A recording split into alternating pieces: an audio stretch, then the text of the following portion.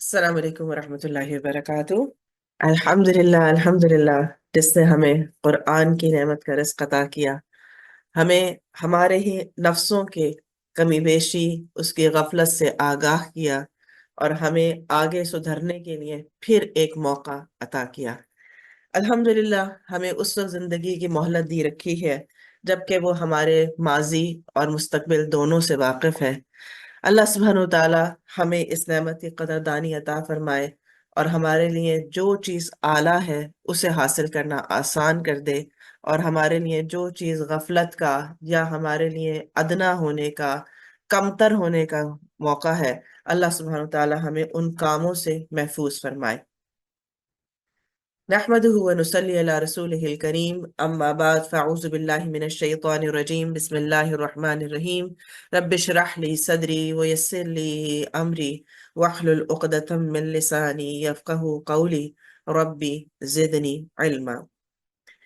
फ़लिल्लाहिल हम्दु रब्बिस समावाति व रब्बिल अर्दि व रब्बिल आलमीन, व लहुल किब्रियाउ फ़िस समावाति वल अर्दि व हुवल अज़ीज़ुल हकीम। अल्लाह ही के लिए है सारी तारीफ, जो आसमानों का रब है, जो जमीन का रब है और तमाम जहानों का रब है, और उसी के लिए है आसमानों और जमीन में बड़ाई, और वो निहायत जबरदस्त, बहुत हिकमत वाला है। क्योंकि अल्लाह सुब्हानहू ताला की हिकमत है कि वो जिसको जितना अता करता है, जैसे अता करता है, और जो माफी मांगे उसकी तौबा कबूल करता है, और जो भटकना चाहे फिर भी उसको मोहलत अता करता है। तो ये बड़े ज़र्फ की बात है, इसे अल्लाह के फैसलों के ऊपर राजी रहना चाहिए। जी, आगाज करते हैं इत्तबा सुन्ना के हवाले से, कि आपने जो कुछ इत्तबा सुन्ना को पढ़ने के बाद सीखा, आपकी क्या फीलिंग्स हैं, जिसके बाद आप अब जब कोई काम करने लगते हैं अपनी ज़िंदगी में, कुरान और हदीस को मिलाकर आपको एक बहुत अच्छा मौका मिल रहा है कि एक ब्लेंडेड सी चीज़ आपको मिलती है कि जिसमें आप अपना मुहासबा भी कर सकते हैं और राह भी पा सकते हैं। जी शकीबा। जी मैम, मुझे ये किताब सुनने से बहुत फायदा हुआ कि इसी के जरिए से पता चल रहा है कि अल्लाह ताला ने नबी सल्लल्लाहु अलैहि वसल्लम की इताअत के बारे में क्या क्या कहा, और हदीसों में भी क्या क्या हमको मिलता है, और कुरान को समझने के लिए इसे समझना जरूरी था। जजाकल्ला बारकल्लाह। बतूल, आप बताएंगी, जैसा कि हम देखते हैं कि हमारे माशरे के अंदर थोड़ा सा ये पाया जाता है कि जो जिस इमाम को फॉलो करता है या जिस जो आबाउल से चला आ रहा है, एक बात सुनी सुनाई है, तो उसके बाद वो उसको बहुत अहमियत देते हैं, और हत्ता कि वो अहदीस और कुरान से भी ऊपर बात चली जाती है, क्योंकि वो होता है कि हमारे इमाम और हमारी फिरका। तो क्या आपको हदीस पढ़ने के बाद इसकी क्या अहमियत पता चली कि आइम्मा कराम जो है वो क्या इस बारे में राय रखते हैं कि अगर हदीस सामने आ जाए तो क्या करें? जी बतूल। जो हमने अहदीस में पढ़ा कि उन्होंने जो उनके अक़वाल पढ़े कि हमारी बात के आगे अगर कुरान और सुन्नत की बात आ रही है तो हमारी बात को नहीं लेना है और उन्हीं को फॉलो करना है। कुरान और सुन्नत को हमें फॉलो करना है, उनकी बात को नहीं लेना हमने। बिल्कुल, क्योंकि ये बात समझना बहुत जरूरी है, क्योंकि कहीं पे बाज़ दफा इख्तलाफात आप देखिए जब आते हैं तो वो यही सबसे बड़ा इख्तलाफ आता है कि हमारा फिक्र ये है, आपका फिक्र ये है, हमारा फिरका ये है, आपका फिरका ये है। तो दीन जो है वो बंटवारा नहीं है। दीन जो है वो ये नहीं है कि आपका और मेरा नहीं है, बल्कि अल्लाह और उसके रसूल ने जो बात बता दी है, अगर कोई शख्स दुरुस्त दीन की पैरवी करेगा तो उसकी सबसे बड़ी निशानी ये होगी कि वो अपनी राय से रुजू कर लेगा जहां पर उसको कोई सही हदीस मिलेगी या जहीं कुरान की आयत मिलेगी। और तमाम अइम्मा किराम के बारे में आपने ये बात पढ़ी कि हर किसी ने यही कहा कि अगर हदीस के मुकाबले पर हमारी कोई बात आ जाए तो वहां पर हमारी दीवार दीवार पर दे मारो, हमारी बात को रद्द कर दो, हदीस को ऊपर कर दो। ये कितना अहम पैगाम है जो हमें देना चाहिए, और इन झगड़ों से बचना चाहिए जिनमें के माशरा जो है वो ला इल्मी की वजह से मुलव्वस हो जाता है। इसलिए हम सब भी बतौर तालिब इल्म इस बात को समझ लें कि हमें अपने आप को इस तरह प्रेजेंट नहीं करना कि बस जो मैंने कह दिया तो बस कह दिया, या मैंने जो बात बताई है आखिर मैं पढ़ रही हूँ तो मैं सही बता रही हूँगी ना। हो सकता है कि हमें बात याद ना रहे, हो सकता है कि हम जो बात बता रहे हैं उसका रेफरेंस ही ठीक नहीं बता रहे हैं। तो इसलिए देखना चाहिए कि जो बात सामने वाला बात कर रहा है या हम जो बात कर रहे हैं, اس کی دلیل ہم کہاں سے لے رہے ہیں. صرف حدیث نہیں ہونی چاہیے، مستند حدیث ہونی چاہیے. اسی لیے آپ کو جو احادیث کی کتابوں کا بھی حوالے سے بتایا گیا کہ جن کو صحاح ستہ کہا جاتا ہے، کہ جو 3 کتابیں 6 کتابیں جو ہیں اس کے اندر بھی درجے ہیں کہ سب سے زیادہ اتھینٹک کس کو مانا جائے گا، پھر دوسرے درجے پہ کس کو مانا جائے گا.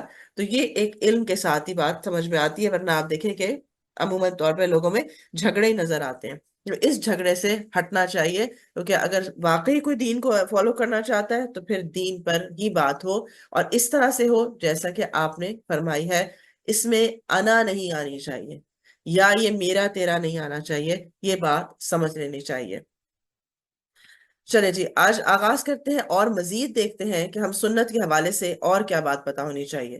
سنت ہم نے جانی کہ اس کی اہمیت کیا ہے اور اس کی فضیلت کیا ہے، اسے کیوں کرنا چاہیے، اس سے ہٹیں گے تو کیا ہو جائے گا. اسی کے ساتھ آپ ایک اور ٹرم دیکھتے ہیں کہ سنت کے ساتھ آتی ہے بدعت. قال رسول اللہ صلی اللہ علیہ وسلم کہ کل بدعت ضلالہ وکل ضلالۃ فی النار، کہ بدعت گمراہی ہے اور ہر گمراہی کا ٹھکانہ آگ ہے. ہائی لائٹ کر لیجئے، ہر بدعت گمراہی ہے اور ہر گمراہی کا ٹھکانہ آگ ہے. اب دیکھتے ہیں کہ بدعت ہوتی کیا ہے. تو بدعت کا لغوی معنی، یعنی ڈکشنری اگر آپ کھول کے دیکھیں تو بدعت کا معنی ہوگا کوئی چیز ایجاد کرنا یا بنانا. کوئی بھی چیز، یعنی بدعہ ہوتا ہے کوئی نئی چیز انوینٹ کرنا، کوئی نئی چیز بنا لینا. شرعی اصطلاح میں جب ہم یہ دو کا فرق دیکھیں گے نا، لغوی اور شرعی، اٹ مینس کہ ایک وہ معنی ہے جو آپ کو ڈکشنری میں ملے گا، کوئی بھی چیز بنا لینا. شرعی اصطلاح کا مطلب ہے کہ شریعت ایک میں اس کا مطلب کیا ہے. تو شرعی اصطلاح میں بدعت کا مطلب ہے دین میں حصول ثواب کے لیے کسی ایسی چیز کا اضافہ کرنا جس کی بنیاد یا اصل سنت میں موجود نہ ہو. ہائی لائٹ کر لیجئے، دین میں حصول ثواب کے لیے. کیونکہ جب آپ کسی کو بدعت سے روکنے لگتے ہیں، ایسی چیزوں سے روکتے ہیں جس کا قرآن اور حدیث سے کوئی ریفرنس نہیں ہوتا کہ اس کا ثواب ہے اور آپ نے کر کے دکھایا، تو پھر لوگ جب آبجیکشن کرتے ہیں بغیر علم کے تو وہ آپ کو کہنے لگتے ہیں کہ اچھا اگر ایسی بات ہے تو پھر تو آپ یہ صوفے بھی استعمال نہ کریں کیونکہ نبی صلی اللہ علیہ وسلم کے گھر میں تو صوفے نہیں تھے. پھر تو آپ فریج بھی استعمال نہ کریں کیونکہ یہ بھی ایک نئی ایجاد ہے. تو اس کا جواب بڑا واضح ہے کہ جو بدعات ہوتی ہیں وہ دین میں ہوتی ہیں. دنیاوی ترقی جتنی ہوتی ہے اس کو بدعت نہیں بولا جاتا، کیونکہ دنیاوی طور پر جتنی انوینشنز ہو رہی ہیں، نبی صلی اللہ علیہ وسلم کے دور میں جو کچھ تھا، یعنی اگر سواری کے لیے اونٹ تھا تو آپ نے اونٹ استعمال کیا اپنے سفر کو بہتر کرنے کے لیے. اسی طرح اگر دو راستے آپ کو ملتے تو آپ اس میں سے ہمیشہ آسان راستے کا انتخاب کرتے تھے. تو دنیاوی ایجادات کا ہونا یا ہمارا میز کرسی استعمال کرنا، بیڈ استعمال کرنا، گھر بنا لینا، اس سب کا بدعت سے یا سنت سے تعلق نہیں ہے. کیونکہ جو بدعت ہوتی ہے وہ دین میں ثواب حاصل کرنے کی غرض سے کوئی کام کرنا جو ہوگا وہ کہلاتا ہے.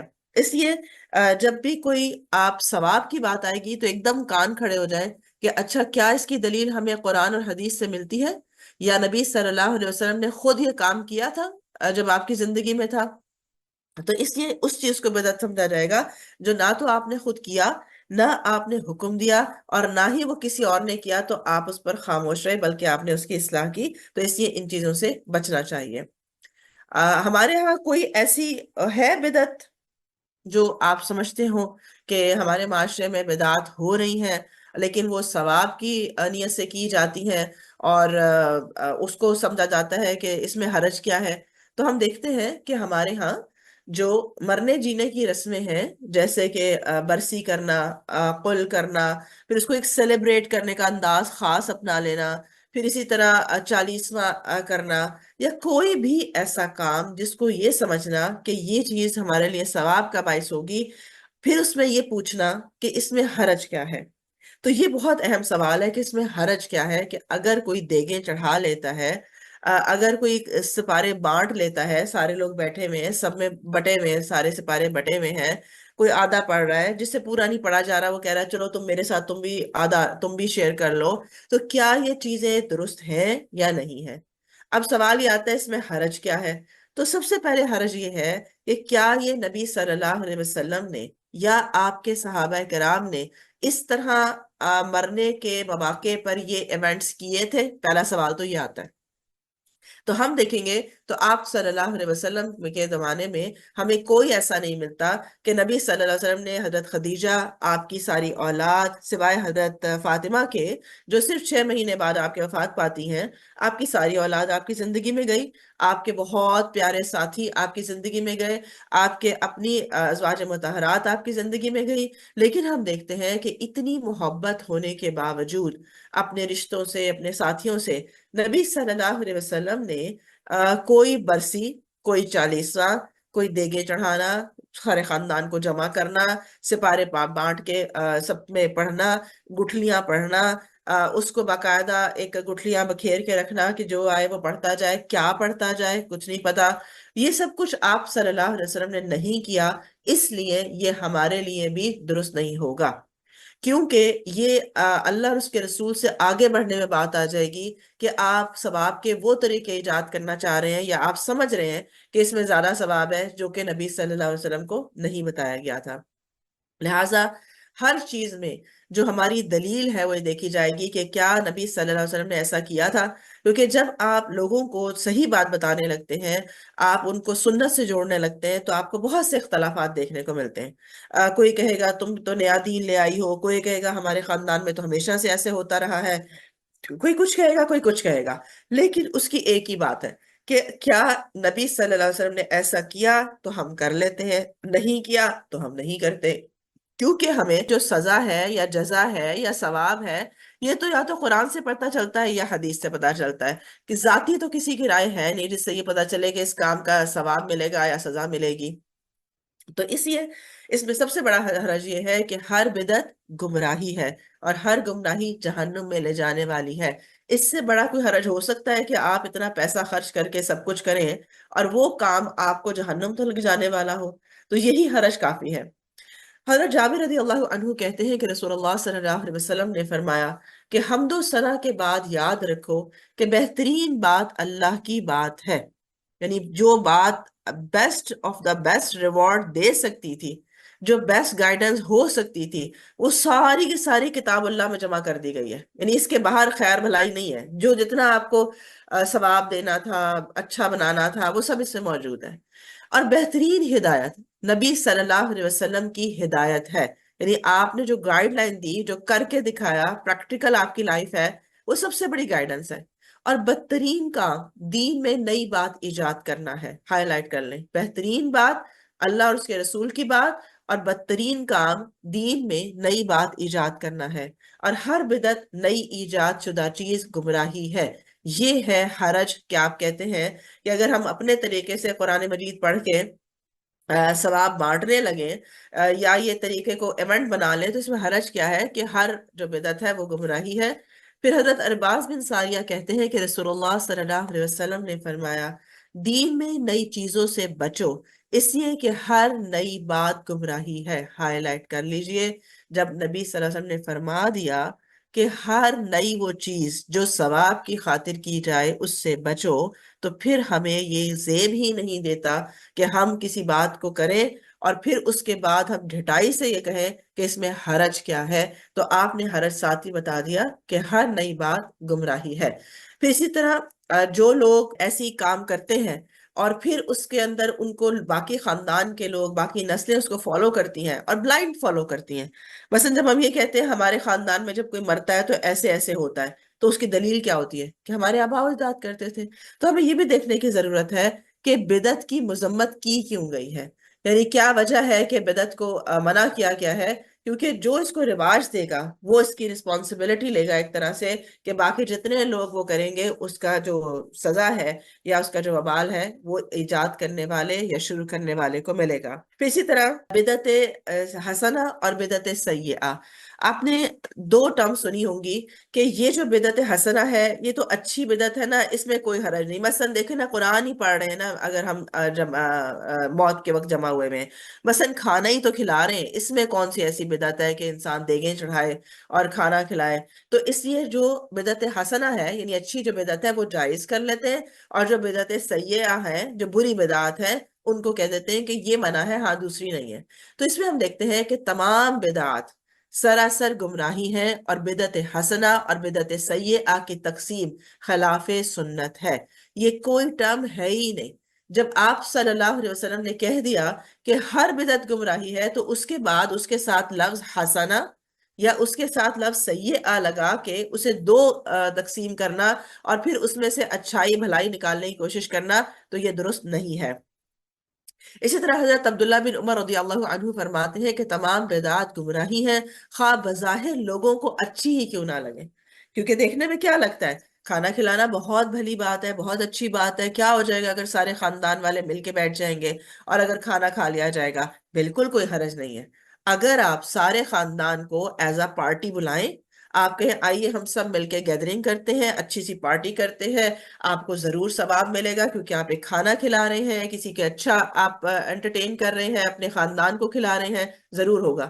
لیکن اگر آپ یہ سمجھتے ہیں کہ یہ جو ایونٹ ہے اس کا نام برسی ہے، ہر سال جب مرے ہوئے شخص کو ایک سال گزر جائے تو اس کی یاد میں ایک اس طرح کا جب ایونٹ منایا جائے تو اس کا باقاعدہ ثواب مرنے والے کو جاتا ہے، چاہے آپ وہ دنیا داری کی نہیں کریں۔ کتنے پرسنٹ وہ لوگ ہیں جو یہ 40 میں اور سارا کچھ کرتے ہیں، تو کتنے ہیں جو اپنے آباء و اجداد کی محبت میں کرتے ہیں، اور کتنے ہیں جو اس لیے کرتے ہیں کہ کل کو خاندان والے کہیں گے دیکھو ماں مری تھی، اتنا بھی احساس نہیں ہے کہ اس کے کلی کر لیتے یا اس کے 40 سے کر لیتے۔ تو کتنے پرسنٹ وہ لوگ ہیں جو خاندان کے دکھاوے کے طور پر صرف یہ کام کرتے ہیں؟ ان کا کوئی مقصد نہیں ہوتا کہ اس میں نیکی اور ثواب کیا جائے، کیونکہ وہ تو یہ بھی نہیں جانتے اس کا ثواب ہے کیا کسی کو کھانا کھلانے کا۔ کیونکہ اگر وہ کھانا کھلانے کا ثواب واقعی جانتے ہوتے تو آپ ان کو سال کے اندر بھی کئی دفعہ لوگوں کو کھانا کھلاتے ہوئے دیکھتے، نہ کہ یہ کہ صرف برسی کے اوپر ایک دیگ دو دیگ چڑھانا اور پھر لوگوں کو جمع کر کے واہ واہ اور تسکین کرنا اپنی۔ تو یہ وہ چیز ہے کہ ہمیں یہ بات سمجھنے کی ضرورت ہے کہ جو نیکیاں ہیں، مثلا کھانا کھلانا نیکی ہے، پانی پلانا نیکی ہے، قرآن پڑھنا نیکی ہے، سب کچھ نیکیاں ہیں، لیکن وہ جس طریقے سے بتا دی گئی ہیں سنت کے اندر وہ اسی طرح سے نیکی ہے۔ یعنی جو طریقہ بتایا اور جیسے اللہ کا حکم تھا، آپ پڑھ چکے ہیں قرآن مجید کے اندر بھی کہ کسی بھی عمل کی قبولیت کے لیے دو شرائط ہوتی ہیں، کہ اللہ کا حکم ہو اور طریقہ نبی کے مطابق ہو۔ اب اگر یہ دو چیزیں کمپلیٹ ہیں تو باقی صحیح بات ہے، اس کا اجر بھی ملے گا۔ لیکن اگر کوئی چیز اپنی مرضی سے طریقہ ایجاد کیا جائے کہ کھانا تو ہم کھلائیں گے لیکن ہم اس طرح کھلائیں گے، اس طرح ایونٹ بنائیں گے، اس موقع پہ کھلائیں گے اور ثواب کو کلیم کریں گے کہ اس کا ثواب بھی ہمیں پہنچے گا، تو وہ بات درست نہیں ہوگی۔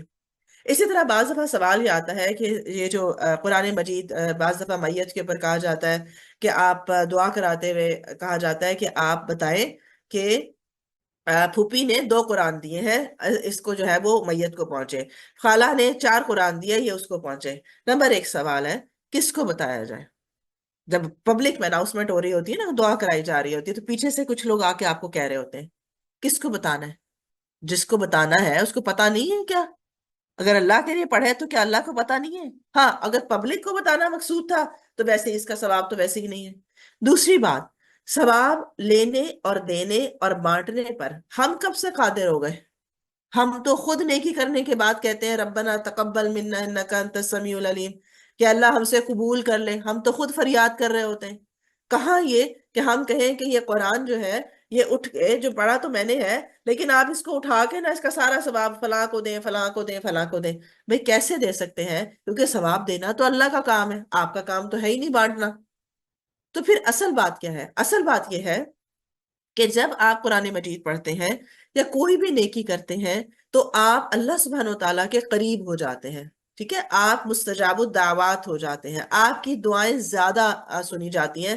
جب بھی کوئی شخص نیکی کرتا ہے، بھلائی کرتا ہے، تو وہ کیونکہ اللہ کی قربت میں ہوتا ہے، تو آپ قرآن مجید پڑھنے کے بعد جو دعا کرتے ہیں وہ قبول ہوتی ہے۔ اب آپ اکیلے میں بیٹھ کے 3 آیتیں پڑھ لیں، آپ ایک صفحہ پڑھ لیں، ایک رکو پڑھ لیں، آپ مت 30 پارے پڑھیں، آپ نے مت 15 پارے پڑھے ہوں، اگر آپ اس کو پڑھنے کے بعد بھی دعا کرتے ہیں کہ یا اللہ میرے فلاں پیارے کو بخش دے، اس کی خطاؤں کو معاف کر دے، تو آپ کی دعا بہترین طور پر قبولیت پا سکتی ہے، کیونکہ یہ طریقہ اللہ اور اس کے رسول نے بتایا ہے۔ یہ ہے اصل ثواب پہنچانے کا طریقہ، کہ جو طریقہ بتایا ہے کہ ایصال ثواب کے جو طریقے ہیں اس کو پڑھیے۔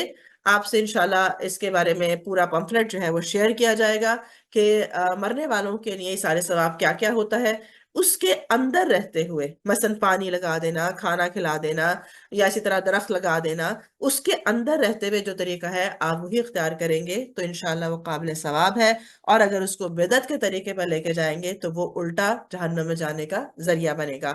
لہٰذا اس موقع پر بہت محتاط رہتے ہوئے اپنے آپ کو ایک مومن ثابت کرتے ہوئے ہمت پیدا کرنی پڑتی ہے. کیونکہ آپ کو پتا ہوتا ہے لوگ اختلاف کریں گے، آپ کہتے ہیں کوئی بات نہیں، ابھی اختلاف کریں گے، لیکن یہی موقع سیکھنے کا بھی ہے کہ ہم اس وقت میں صرف دعا کرتے ہیں. اسی لیے آپ دیکھیں گے، آپ کو انشاءاللہ شیئر کیا جائے گا میت کی بخشش کی دعائیں، پورا پرنٹ ہوا ہوا ہے کہ حدیث میں کون سی دعائیں ہیں. آپ اسی کو فوٹو اسٹیٹ کرا کے اس وقت آئے ہوئے لوگوں میں تقسیم کر سکتے ہیں کہ آپ سب جو بیٹھے میں پلیز ہمارے جانے والوں کے لیے دعا کریں. اور وہ الفاظ بھی حدیث میں آتے ہیں، وہ انشاءاللہ اس کے لیے بخشش کا ذریعہ ہوگا، کیونکہ وہ اس وقت اس کا نیڈی ہے کہ اس وقت اس کے لیے سفارش کی جائے. تو اصل کرنے کا کام یہ ہے. اس وقت اگر آپ بیٹھ کے پہلا کلمہ پڑھ لیں، دوسرا پڑھ لیں، چوتھا پڑھ لیں، وہ سب آپ کے لیے ہیں. تو وہ تو آپ اپنے گھر بیٹھ کے پڑھ لیتے. آپ تو اپنے پیارے کو کوئی تحفہ دینے آئے تھے. اس کا تحفہ تو یہ ہے کہ کوئی میرے لیے سفارش کر دے کہ اللہ اس کو بخش دے، یا اللہ اس کا آسان حساب کر دے. بس اتنی سی بات ہے. پھر اسی طرح بدعتی کی حمایت کرنے والے، کیونکہ بعض دفعہ آپ خود نہیں کرتے بدعت لیکن دوسرے کو منع بھی نہیں کر رہے ہوتے. رسول اللہ صلی اللہ علیہ وسلم نے فرمایا، اللہ تعالیٰ نے لعنت کی ہے اس شخص پر جو غیر اللہ کے نام پر جانور ذبح کرے، جو زمین کی حد تبدیل کرے، جو اپنے والد پر لعنت کرے، اور جو بدعتی کو پناہ دینے والا ہو. گویا لعنت والے کاموں سے بچنا چاہیے. اور اسی کے اندر جو ہے بعض دفعہ ہم خاموش بھی رہتے ہیں. اب اس کا مطلب ہرگز یہ نہیں ہے کہ جب آپ بدعت ہوتے دیکھیں تو آپ شاؤٹ کرنا شروع کر دیں، یا آپ کھڑے ہو کر اعلان کرنا شروع کر دیں کہ سنیں یہ سب بدعت ہو رہا ہے. نہیں، اس کا طریقہ یہ ہے حکمت کے ساتھ ابلاغ دین کرنا. اور کب کرنا؟ وقت آنے سے پہلے کرنا. مثلا ابھی آپ کو پتا ہے ہر شخص کے گھر میں یہ وقت آتا ہے. ہمیں پتا ہے کہ ہمارے ہاں کیا کن چیزوں کا کتنی سنتیں اور کتنی ہمارے ہاں بدعات ہیں. تو پہلے سے ہی لوگوں کو قرآن سے جوڑیں، سنت سے جوڑیں، تاکہ جب یہ وقت آئے تو کسی کو ایک عجیب سی بات نہ لگے کہ کیا بات کیا ہو رہی ہے. اس وقت ان کو سمجھ میں ہی نہیں آئے گا. لہٰذا لوگوں کے اندر جو کچھ آپ پڑھتے ہیں آہستہ آہستہ باتوں باتوں میں کہیں نہ کہیں بیٹھے تو شیئر کرتے رہیں کہ آج پتہ اتنی اچھی بات پڑھی ہے، دیکھیں کتنے طریقے ہمارے پاس اظہار ثواب کے جو ہم کر سکتے ہیں. اللہ تعالیٰ ہمارے پیاروں کو سب کو اجر پہنچائے. اور پھر وہ جو ہو سکتا ہے، کیونکہ لوگ اس وقت نیڈی ہوتے ہیں کہ مجھے کچھ کرنا ہے بس. اب جو کرنا ہے تو سمجھ میں نہیں آتا کیا کرنا ہے. تو اس لیے وقت سے پہلے آسانی کے ساتھ ان کو جب علم دیں گے تو انشاءاللہ وہ ان چیزوں کو خود بخود بدلنے والے بن جائیں گے. پھر اسی طرح آپ دیکھیں اور چیزیں بھی ہیں، وہ نوٹ کر لیں کہ کیونکہ ہماری زندگی میں کہیں یہ چیز نہ ہو. مثلا غیر اللہ کے نام پر ذبح کرنے جانور جو ہے، مثلا کسی امام کا نام لے کر یا کسی پیر کا نام لے کر یا فلانے کا نام لے کر، اس سے بھی بچنا چاہیے. پھر اسی طرح کسی بھی زمین کی حد تبدیل کرنا. بعض دفعہ ہماری زمین ہوتی نہیں ہے لیکن ہم تھوڑا سا آگے کر دیتے ہیں اپنی مارکنگ کرتے ہوئے کہ دوسرے کی زمین بھی ہمارے، پھر ساری عمر جھگڑے اور عدالتیں اور سب کر لیں گے لیکن اپنے آپ کو سیدھا نہیں کریں گے. تو ان چیزوں سے بچنا چاہیے. پھر اسی طرح والد پر لعنت کرنے والا، یعنی کہ والدین کا احترام نہ کرنے والا، ان سب پر لعنت کی گئی ہے. تو ایسی چیزیں جو اللہ کو راضی کرتی ہیں وہ بھی مارک ہونی چاہیے، اور جو چیزیں ہمیں اللہ سے دور کرتی ہیں وہ بھی مارک، ڈبل مارک ہونی چاہیے، تاکہ ہم محتاط زندگی گزاریں. پھر بدعتی کے اعمال رد ہیں. رسول اللہ صلی اللہ علیہ وسلم نے فرمایا، جس نے کوئی ایسا کام کیا جو دین میں نہیں ہے، وہ کام اللہ کے ہاں مردود ہے، ناقابل قبول ہے. سمپل سی ویری کلیئر سٹیٹمنٹ ہے. کیونکہ جب یہ پوچھا جاتا ہے نا کہ اگر ہم ایسا کر لیں تو حرج کیا ہے، تو اس سے بڑا حرج کوئی ہو سکتا ہے کہ جو کام آپ کرنے جا رہے ہیں اور دین کو ایسے شو کر رہے ہیں جیسے بہت بڑا نیکی کا کام ہے، یہ تو بس ہم بہت ہی اعلیٰ پیسہ اتنا جو لٹا رہے ہیں. ہم دیکھا ہم کتنے والدین کے اچھی اولاد ہیں کہ ہم اتنا بڑا ایونٹ کر رہے ہیں. اب تو باقاعدہ طور پر مارکیز کے اندر، ہوٹلز کے اندر، 5 اسٹار ہوٹل کے اندر قل اور برسیاں اور یہ 40ویں ارینج کیے جاتے ہیں. بڑا ٹپ ٹاپ سا ایک ماحول ہوتا ہے، پیچھے چائے کی میزیں لگی ہوتی ہیں، ادھر سارے تیار ہو کے آئے ہوئے ہوتے ہیں. اس میں ایک آدمی کو درس کے لیے بلایا جاتا ہے تو باقاعدہ اس کو ایک ایسا بیوٹیفائی کر لیا جاتا ہے جس میں لگتا ہے کہ یہ تو بہت پڑھے لکھے لوگ اگر کام کر رہے ہیں تو اٹ مینس کہ یہ تو بالکل صحیح ہو رہا ہوگا. تو علم حاصل کرنا اس کا علاج ہے. اس لیے لوگوں کے اوپر فتوے نہیں جاری کرنے، انہیں علم سکھانا ہے انشاءاللہ. پھر بدعتی کی توبہ کے حوالے سے بھی پتہ ہونا چاہیے کہ حضرت انس بن مالک رضی اللہ عنہ کہتے ہیں کہ رسول اللہ صلی اللہ علیہ وسلم نے فرمایا کہ اللہ تعالیٰ بدعتی کی توبہ قبول نہیں کرتا ہے۔ کب تک؟ جب تک کہ وہ بدعت چھوڑ نہ دے۔ یہ نہیں ہے کہ ہاں ہاں ہمیں پتا تو ہے یہ بدعت ہے لیکن بس کیا کریں، خاندان والوں کو کیا جواب دیں، بس ان کی وجہ سے کرنا پڑتا ہے۔ تو یہ سارے طریقے جو ہے، یہ سوچیں آپ کہ آپ اپنے سر اتنا بڑا وبال لے رہے ہیں اور اتنی بڑی خاندان کو خوش کرنے کے لیے، تو توبہ اس وقت تک نہیں ہے کہ توبہ توبہ کرتے رہنا اور وہی کام کرنا، بلکہ جدھر چھوڑے گا تو اس کی توبہ کو صحیح توبہ مانا جائے گا۔ اس لیے اپنی زندگی میں دیکھیں کہ کہاں کہاں میں ایسے کام کرتی ہوں جس کا مقصود صرف اور صرف لوگوں سے داد لینا ہے یا پھر منہ دیکھے گی نیکیاں کرنا ہے۔ پھر بدعت سے ہر قیمت پر بچنے کا حکم ہے۔ حضرت ارباز رضی اللہ عنہ کہتے ہیں رسول اللہ صلی اللہ علیہ وسلم نے فرمایا، لوگوں بدعات سے بچو، بدعات سے بچو۔ اب کیسے بچیں؟ جب پتہ ہوگا تو بچیں گے۔ اس لیے سنتوں کا علم حاصل کریں تاکہ اس کے باہر کی جتنی دنیا ہے وہ ہمیں پتہ چل سکے کہ ہمیں اس کے علاوہ کوئی کام نہیں کرنا جو اللہ اور اس کے رسول نے بتایا ہے، جیسا طریقہ بتایا ویسا ہی کرنا ہوگا، اور جو علم حاصل کریں وہ آگے آہستہ آہستہ حکمت کے ساتھ لوگوں میں ٹرانسفر بھی کریں۔ قیامت کے روز بدعتی کی محرومی ہے۔ رسول اللہ صلی اللہ علیہ وسلم نے فرمایا، میں حوض کوثر پر تمہارا پیش رو ہوں گا، جو وہاں آئے گا پانی پیے گا، اور جس نے ایک بار پانی پی لیا اسے کبھی پیاس نہیں لگے گی۔ بعض ایسے لوگ بھی آئیں گے جنہیں میں پہچانوں گا اور سمجھوں گا کہ یہ میرے امتی ہیں، اور وہ بھی مجھے پہچانیں گے کہ میں ان کا رسول ہوں۔ پھر انہیں مجھ پر آنے سے روک دیا جائے گا۔ میں کہوں گا یہ تو میرے امتی ہیں، لیکن مجھے بتایا جائے گا کہ اے محمد صلی اللہ علیہ وسلم، آپ نہیں جانتے کہ آپ کے بعد ان لوگوں نے کیسی کیسی بدعتیں رائج کر لی تھی۔ پھر میں کہوں گا دوری ہو ایسے لوگوں کے لیے جنہوں نے میرے بعد دین کو بدل ڈالا۔ گویا کہ اس سے ایک اور یہ بات بھی پتا چلی کہ نبی صلی اللہ علیہ وسلم غیب نہیں جانتے ہیں، کیونکہ وہ کہہ رہے ہیں کہ یہ تو میری امت ہے۔ انہیں کیسے پتا کہ یہ ان کی امت ہے؟ کیونکہ ان کی امت وضو کے اعضاء کو چمکنے سے پہچانی جائے گی۔ لہٰذا جو لوگ وضو کرتے ہیں، نماز پڑھتے ہیں، ان کے اعضاء دور سے چمک رہے ہوں گے اور آپ پہچان لیں گے میری امت ہے۔ لیکن اس سے یہ بھی پتا چلا کہ بعض دفعہ کوئی شخص بڑا نمازی اور بڑا نیک ہوتا ہے لیکن وہ بدعات میں پڑھ کے اپنے آپ کو حوض کوثر سے محروم کر سکتا ہے، تو اس سے بچنا چاہیے۔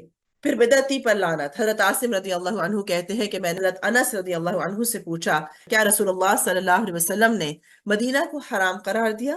انہوں نے کہا ہاں، فلاں جگہ سے لے کر فلاں جگہ تک کوئی درخت نہ کاٹا جائے۔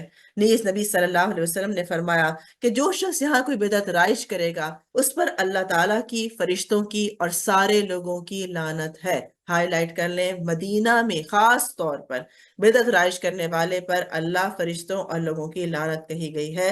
تو اس لیے ان چیزوں سے بچنا چاہیے، کیونکہ انسان مکہ مدینہ جا کر بھی وہی کام کرتا ہے جو یہاں کر رہا ہوتا ہے۔ لہٰذا جب یہاں درست دین ہو جائے گا تو آپ وہاں جا کر بھی بہت اچھی نیکیاں کرنے کے قابل ہوں گے۔ اللہ سبحانہ وتعالی ہمیں ہر طرح کی بدعت سے محفوظ فرمائے اور ہمیں توبہ کرنے کی توفیق عطا فرمائے۔